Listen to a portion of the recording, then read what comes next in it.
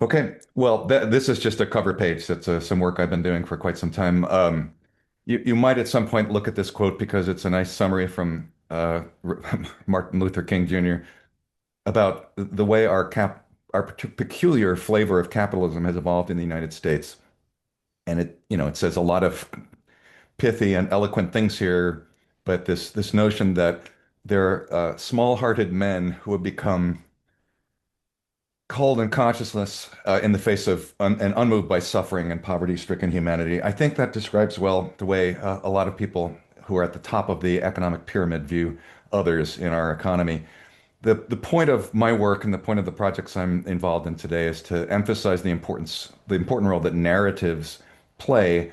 And let me very briefly describe one of the narratives that is a key to the myth that I discuss in the book that was showed on the first page.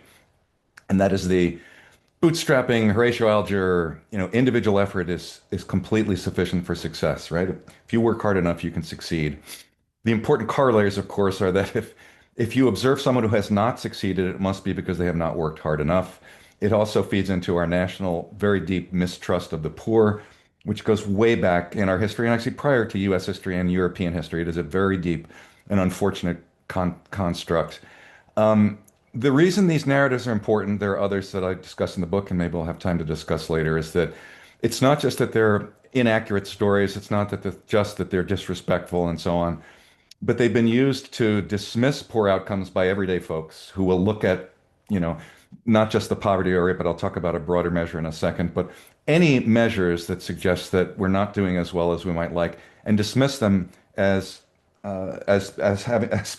being caused by the individuals, not by the economic structures that prevail. Right there, they didn't work hard.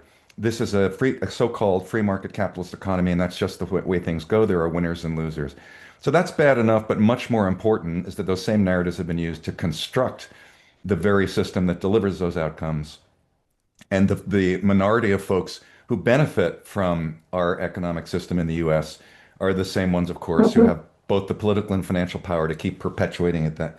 And so they are not at all just stories. They are motivating influences that have profoundly shaped the way our economy works. And if we want to make changes like the ones I'll suggest in a moment, it is critical that we understand what narratives we are pushing against when we suggest changes. So, this is a very quick slide. I just want to say that these are my own estimates. I put this together.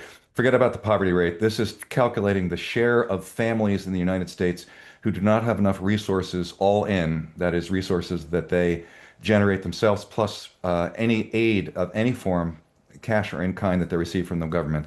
The fraction of families who don't have enough to pay for basic necessities, and this is family by family estimates, so it's relatively careful micro work. The notion that over one-third of families in the US don't have the resources to pay for basic necessities, to me is astounding. It's a remarkable failure of our economy to deliver resources even vaguely equally to its residents. That number looks worse if you are a Black or Hispanic headed household. And as the bottom panel shows, that this statistic has not improved recently. I first calculated it for 2020. I did it again for 2023, and it's actually slightly worse. We talk about why that's the case and so on. Um, okay, so there's way too much to talk about here. The book goes into much more detail, linking the narratives to policy decisions and private sector behavior. But so very briefly, how do we fix this? And the answer is, from my perspective, the key lies in providing universal access to policies and programs that build human capital and financial capital. The reason those are so important is because they're foundational. It's important because they are research proven. That is to say, they really work, and the returns on investment are really astounding in many cases. This is certainly true for early childhood education. And because when we provide equal access to opportunities to build human and financial capital, we grow the size of the economic pie, and that's good for everyone. So it ends up not being a zero-sum game, but a positive sum game. So we should do that stuff. Of course, I think I don't want to say it's a strict prerequisite, but Prerequisites. an important complement is to change the narrative. Because if we don't, we'll keep bumping up against people who say we can't offer these sorts of changes. They're going to poor people who will squander the resources, misuse them, instead of seeing that they're a potential way forward for the whole economy. I'm now in the process of filming a documentary that will emphasize the role of the narratives. A key point here is one, that it's non-political, and second, if we only distributed such a documentary to progressive outlets, we're just preaching to the choir, and there's really no point in doing that again. So a key goal is to get it to folks whose minds might actually be open to thinking about a broad, non-political approach to improving the way our economy is structured. So that's the lightning round. Thanks for your attention.